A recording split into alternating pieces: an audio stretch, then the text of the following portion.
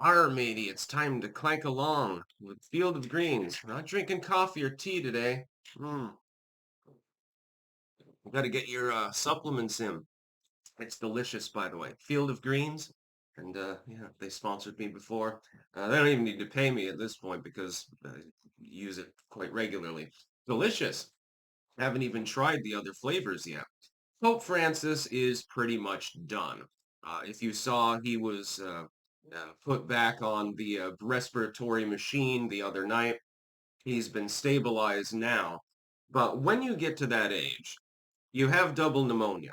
You've been on a ventilator twice in the last week. You've got one and a half lungs, or one lung, I can't remember which. And you're all messed up. And you're also, approaching, what is it, 85, 90 years old, something like that. I can't even remember his age. You're clearly retaining water. You're becoming increasingly incapable of perambulating around on your own legs without assistance. Isn't the writing on the wall? Normally, when somebody gets to that point, they're like, okay, maybe you can enter hospice care or something like that. You need assisted living. And that's if you're lucky. Otherwise, you just get dropped off at the old folks' home and forgotten about. Myself, if I ever get to that particular point in life, well, I've got multiple methods to end the problem. And with all the supplements I take, I'm either going to live to be 100 or probably die before I'm 40. Anyway, I'm a living chemical experiment at the moment. He's done. He's probably going to announce his resignation if he doesn't die in the hospital. Just because they stabilize him now doesn't mean that he doesn't relapse. He literally just did. At some point, they're going to pressure him to resign and say, look, you're no longer able to carry out your papal duties, namely talking to the public because you're the social media pope, pontifex. And so, you need to go and bunk with Ratzinger now, who I believe is actually still alive, if I remember correctly. Hey, he's even more fucked up probably by now. They have papal apartments there at the Vatican for like retired popes. They're afforded all the luxuries that they had before, basically, other than they're not allowed to come out with their golden slippers and shit like that.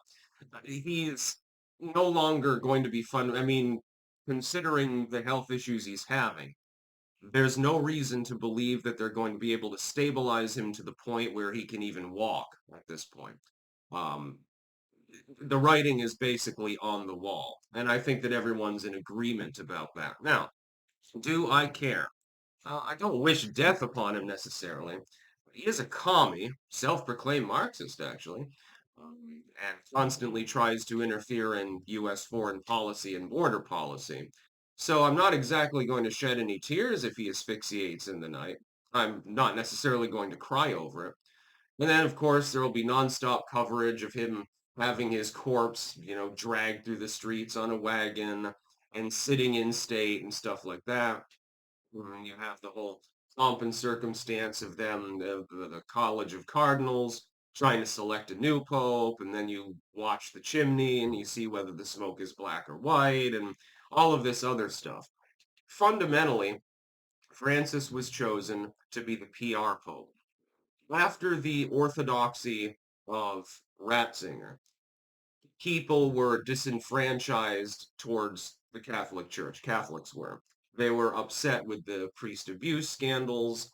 They were upset with the seeming aloofness of that particular administration, which is literally what it is because the Vatican is technically a state, sovereign entity, an observer at the UN and so forth. And so people were upset about that. The Catholic Church realized, hey, we need somebody who is tech literate. We need somebody who is soft-spoken, outgoing, which certainly Francis has been. We need somebody like that to rehabilitate the image of the Catholic Church because we're losing congregants and we need to do more outreach, especially in the third world. And this is why Francis has weighed in so frequently on the U.S. border policy, actually. They don't give a fuck about U.S. Catholics being disenfranchised by limitless hordes of asylum seekers and illegals. Don't care. They care about is branching out into more parts of Africa, doing more outreach in Asia, places like that. So to cast off the white corpus as xenophobic when Europe is slowly losing religion in general anyway, so they don't care about that either. It makes sense to gravitate towards those areas of the world, especially Africa, because the population is still booming. So you have more Catholics. Therefore, you have more churches, more tithes, more power and influence. This is what the Catholic Church wants, and nothing more. It's not about saving your soul, it's about saving their money. That's why literally one of their publishing houses owns the rights to the Satanic Bible. Most people don't know this, by the way. Oh, that makes total sense. As long as it makes them money, they don't give a goddamn. Supposedly that's condemnable. You know, you're going to hell because you're a Satanist. And why are you publishing satanic literature quite literally? Um, well, there might be a reason for that, just saying.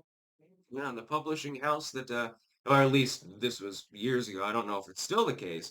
They might have jettisoned it after public outcry, but the publishing house that was producing it was quite literally owned by the Vatican, or sub-owned by the Vatican rather, which is very, very interesting now, isn't it?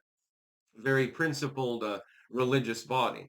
And this is why I don't do organized religion. I am a spiritual person. I have strong spiritual beliefs. I am an occultist. I am a pagan. But I would never join a coven or anything like that. I would never join some organized paganistic or occult group because I repudiate organized religion because of shit like that. Francis is probably dying. If he doesn't die, he will probably resign imminently. And there are numerous reports that that's in consideration, by the way.